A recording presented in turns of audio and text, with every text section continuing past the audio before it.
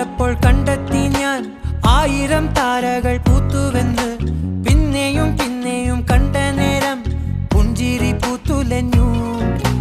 കാണാതെ വയ്യെന്ന തോന്നലായി, കണ്ടിട്ടും കണ്ടിട്ടും പോരാറായി.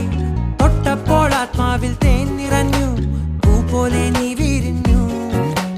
ഉള്ളിൽ ഒളിച്ചൊരു മോഹമെല്ലാം കള്ളത്തരങ്ങളെ